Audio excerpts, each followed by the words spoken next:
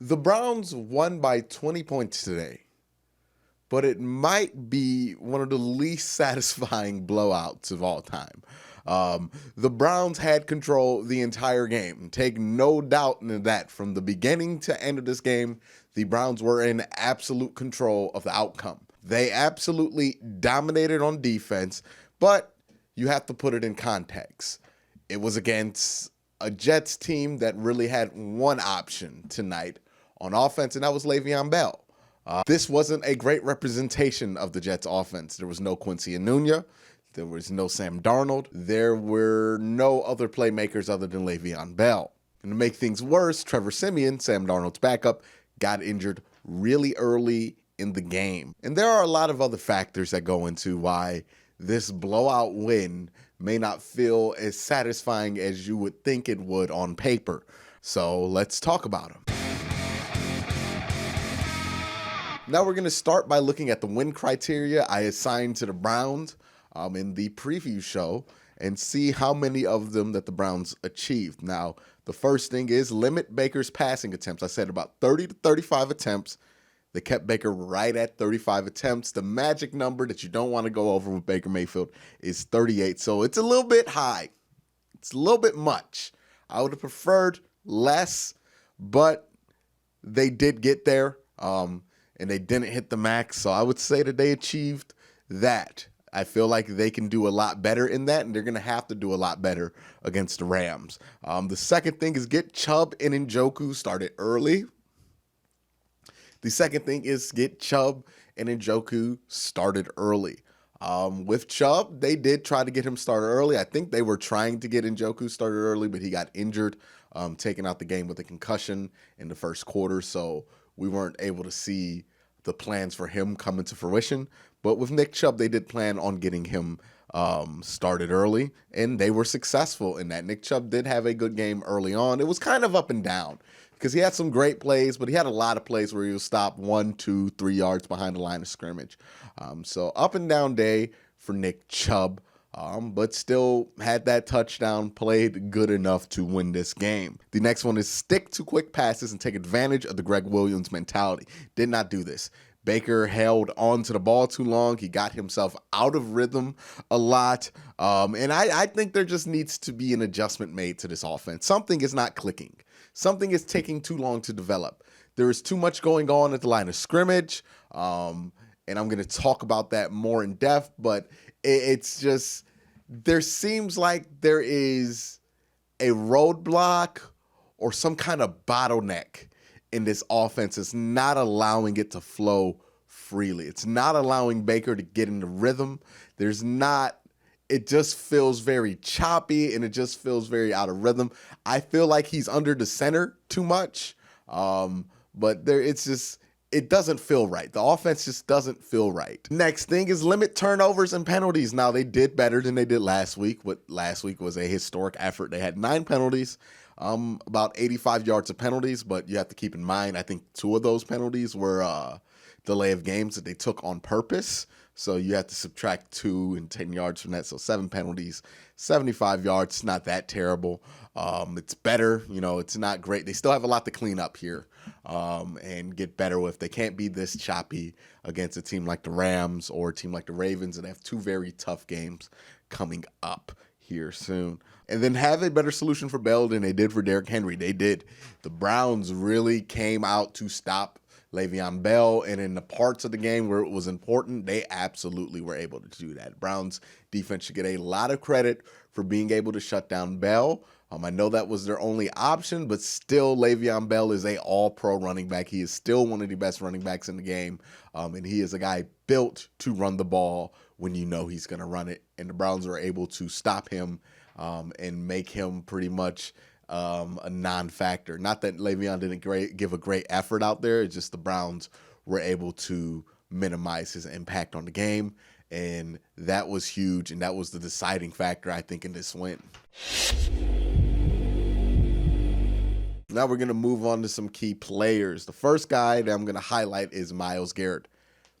Had a fantastic game, in my opinion. Now, some people are going to highlight the penalties, the 2 roughing the passers. One of those was legit. The other one I felt like was a little ticky-tack.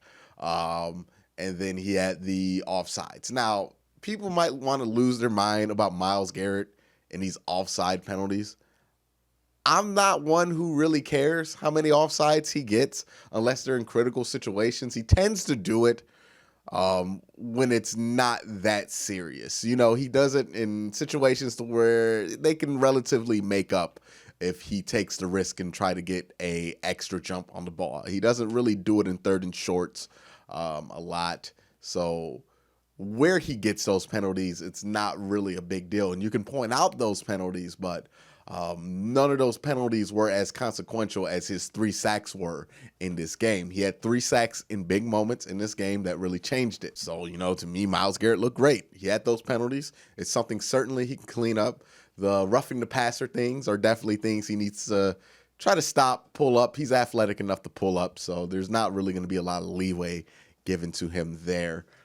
But, you know, Myles is playing a lot more aggressive. He's playing a lot more physical, and he really did punish the Jets offensive line today. Next guy is Odell Beckham Jr. Had 2 highlight reel plays, the 89-yard touchdown from the RPO, and then that amazing sideline catch he made from a beautiful ball by Baker Mayfield in the first half. Odell Beckham so far as advertised. Last week, 70 yards on 7 receptions. This week, 8 receptions, over 125 yards, I believe, and a touchdown. Odell Beckham is who we think he is.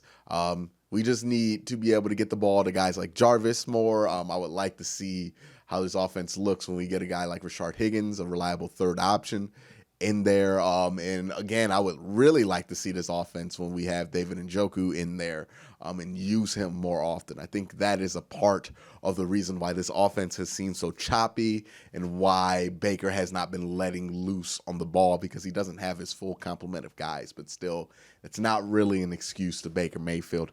And the third guy I want to point out, not for great reasons, I don't think he played particularly well today, but just so we can talk about him, is Baker Mayfield. Baker was up and down. Had some throws where, like that Odell throw in the beginning of the game, put the ball right on the money. Beautiful ball. And then he had a throw where he just blatantly missed Odell, threw a ball high and away. That was a ball that would have been a touchdown. Missed some reads, didn't make the obvious one, forced the ball downfield, had a tip ball turn into an interception. Not really blaming that on the quarterback, but still had a better decision he could have made that would have resulted in the first down. So, yeah, Baker Mayfield up and down. I don't know what's going on with this offense in Baker Mayfield, but there is something, again, wrong with it. And I think it's kind of clear now that there is a major adjustment that needs to be made to this offense. Baker just does not look comfortable. He does not look like he's able to get his rhythm consistently, and he's always and consistently snapping this ball with 1 or 2 seconds left in the clock. And when that's Peyton Manning and you know that he is dissecting up different things and it looks very deliberate, that's one thing. But this does not look deliberate. This looks like he is consistently rushing to get the ball off. It looks like he is consistently getting too wrapped up in some of the reads that he has to make beforehand. And it looks like it's really affecting his game right now. So Browns and Freddie Kitchens and Todd Monken, they have to get together and figure out what is exactly going on. What is the bottleneck in this offense? What's slowing it down? Why can't the Browns get consistent rhythm here? They really need to get it together by this Sunday. They're on a little bit of a short week. They play Sunday Night Football. So they really need to get it together soon, figure out a way to get this offense going, because I think rhythm is the number one thing that they're lacking right now. I think Baker's not in rhythm a lot. I think that's leading to his accuracy issues, and I think that's leading to him holding on to the ball more, which is leading to him being hit a lot more. So they need to find a way to get consistent rhythm in this offense. The next guy who is getting called out for a positive reason is Nick Chubb. I think they need to find more creative ways to get Nick Chubb the ball. I understand why they don't want to give him 30 touches with this offensive line, because I don't think this offensive line is good enough to pound against another NFL defensive line and push them for 30 plays and have Nick Chubb come out looking good on that. I think they need to find more creative ways to get him on the field. Now we're going to go to some key takeaways. The first takeaway, I'm going to talk about the Browns defense here. And the Browns defense is what carried this team. It's what deserves a lot of credit. After the game, a lot of the talk about this team for this week, and after the game is going to go about the offense and how the offense didn't necessarily look great. But this defense was no joke today. And I know that it was against Trevor Siemian, but they held him to like 3 yards. And I know it was against Luke Falk and all that. And, the Jets really didn't have their full complement of players. But, in the NFL, when you do good things, you deserve to get the credit. Just like I think Lamar Jackson deserves to get credit for the first 2 games against bad teams. The Browns defense deserves to get credit for doing what they did against a bad Jets team, because there are a lot of teams that play bad teams every day and every week in the NFL and don't do well. So the Browns do deserve credit for what they did here. Myles Garrett got 3 sacks. That's not a common thing that happens. I think there were significantly less discipline issues when it comes to the team being over aggressive on screens and biting on a bunch of fakes. I think the Browns played a lot smarter on defense and were a lot more hip to things that Greg Williams was going to try to do. Well, not Greg Williams, but Adam Gase was going to try to do. I think the Browns did an excellent job with that. I think they fixed a lot of the flaws that they showed against Tennessee, especially late in the game. Bad tackling, the inability to stop the running back, on a screen. They did a lot of good here. And I think that's going to translate into a better looking defense against the Rams. But I do have a concern, and it is with Denzel Ward. Second week, he's kind of looked a little suspect. And I don't know if he's transitioning well to this zone scheme. And I don't know what the solution is for the Browns if Denzel Ward is simply bad as a zone corner. Let a lot of balls that he wouldn't have let get through.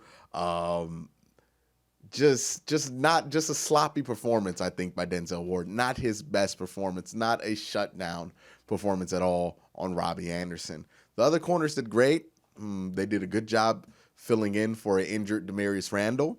But just Denzel Ward continues to make me be a little concerned. But I thought the Browns' defensive line, again, bullied the Jets, and they had to.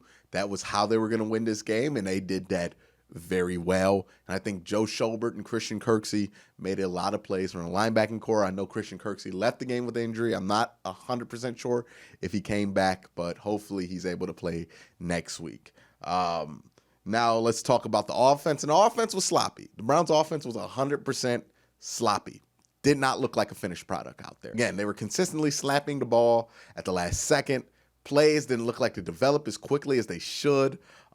Some balls were thrown into areas of the field that the wide receiver just wasn't running to for whatever reason. Just a lot of sloppy play on offense. And it leads me to believe what I've thought since the beginning of the year. On offense, this was a ton of moving parts coming together at one time. A guy like Odell Beckham is going to be able to be great no matter what the system he is in. But, Baker Mayfield in the second year, it's going to take some adjusting. It's going to take some time. And that's why I said, if you're the Browns, your goal before the bye week should be to have 3 or 4 wins. That is the goal. That is where I have the bar at. 3 or 4 wins going into the bye, and then you have a much easier schedule. You have more time to get your team together. You have more time to get your offense together. You have more time to find a way for Baker to get rhythm, and then you play 5 of your 6 division games. But they got to get to the bye with 3 or 4 wins in order for that to happen now. The good thing is they got one of those wins today against the Jets. Good thing is they got one of those wins today against the Jets. But the bad thing is I don't think they beat the Rams this way. I don't think they beat the Ravens this way. And I don't think they beat the Seahawks this way.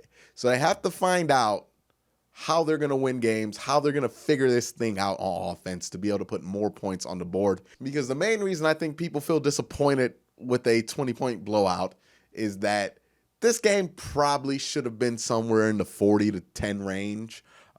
If I'm being honest with you, they probably should have scored a lot more if they were clicking. This is a team that I've always said is going to develop later in the year.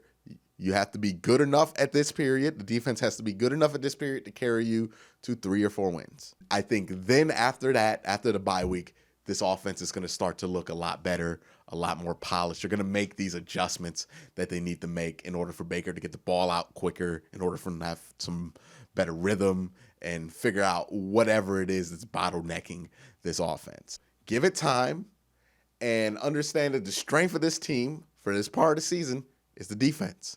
And the good news is defense showed up. Defense did not show up for a full 4 quarters last week. They showed up for 4 quarters this week. So that is an encouraging sign going into the LA Rams game. Now, what do I think about the LA Rams game? Well, I'll tell you later on this week. But these are my thoughts about this game, this Monday Night Football game. Let me know what your thoughts are. Was this an encouraging win? Did it leave a lot more to be desired? What do you think is going to fix the offense and get Baker in more rhythm? Let me know in the comment section down below. But thank you guys for watching. If you like this video, if you like what I do, hit that like button, hit that subscribe button, ding that notification bell so I know that you really like the show. And if you have a buck or two to spare, please consider joining the Patreon or buying a shirt. Both ways help a lot. But that is it for this week's show. Thank you guys for watching. Have a great day. Have a good night.